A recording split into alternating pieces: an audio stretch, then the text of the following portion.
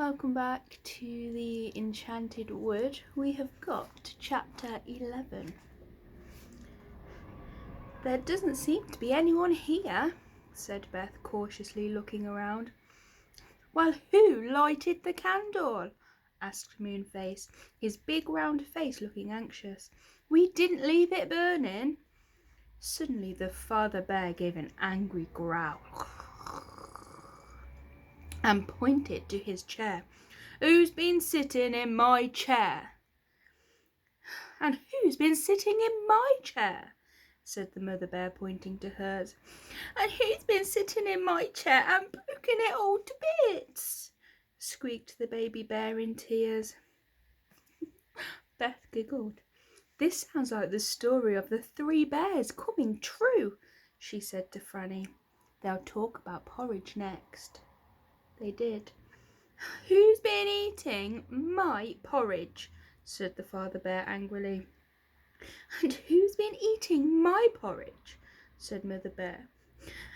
And who's been eating mine and gobbled it all up?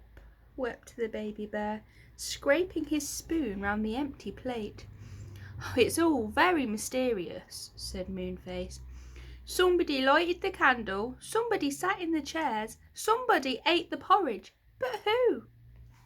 Not me this time, said Goldilocks. I was with you all the time we were snowballing, wasn't I, Bears? You certainly were, growled the father bear softly, patting the little girl on the back. He was very fond of her. I wish we had found poor Joe, said Beth. Whatever will he be doing in this horrid cold land? Do you suppose we ought to go out and look for him again? Said Franny, shivering as she thought of the ice-cold wind outside. No, said Moonface decidedly. No one is going out of this cottage again till we're safely in the wood at home. I'm afraid we can't possibly rescue Joe now. What's that noise? Said Goldilocks suddenly. Everybody listened. Someone was snoring softly in the next room. We never thought to look in there, said Moonface. Who can it be? Shh, said Goldilocks. If we can catch him asleep, we can hold him tight and he won't be able to get away. But if he wakes up, he might be fierce.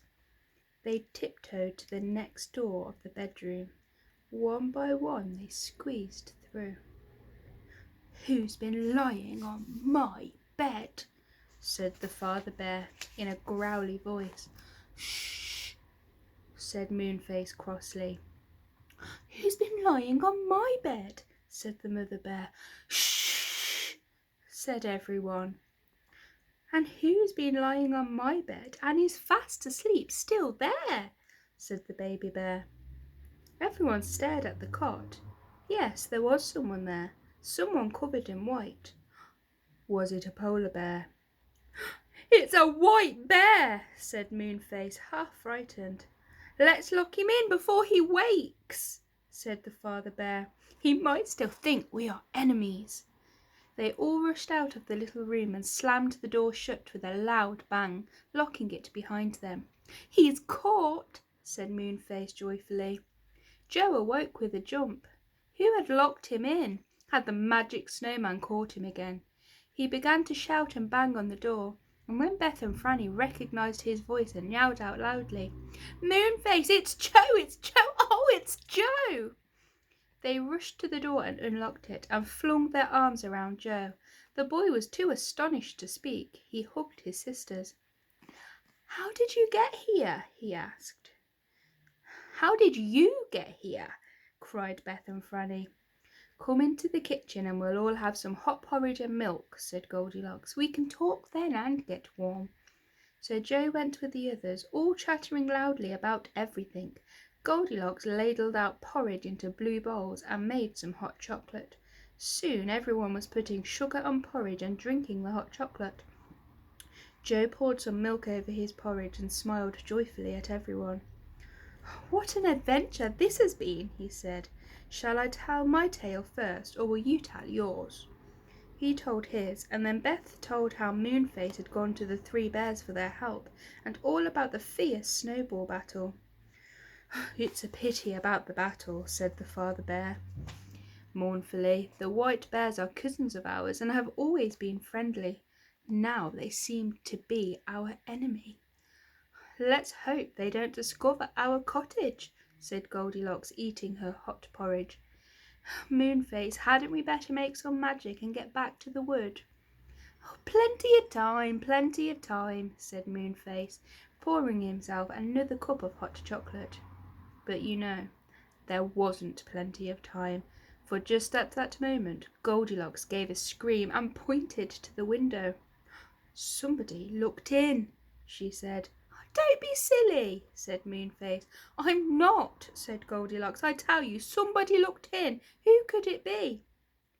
"The handle of the door is moving," yelled Moonface, and he leapt to the door. In a flash he had locked it and bolted it. The father bear got up and went to the window. He looked out into the snowstorm. "I can't see anything," he said. And then he growled. "Yes, I can. I can see the white bears. They have surrounded our cottage. Now what shall we do?" "Well, they can't get in at the door, and they certainly shan't get in at the window," said Moonface, looking fierce. The door shook, but it held well. Someone battered on it. "We shan't let you in," yelled Joe. "If anyone tries to open the window or break it, I'll throw this kettle at him," shouted Moonface, who was dancing about, waving the kettle in the air. "Moonface, that kettle has got hot water in it," said Franny. "Oh, do be careful, you nearly dropped some on me." "I'll drop it on any bear that dares to come in here," yelled Moonface, spattering the room with steaming drops. "Oh dear," said Beth. "Hide behind the bed, Franny. It seems to me that Moonface is almost as dangerous as the bears."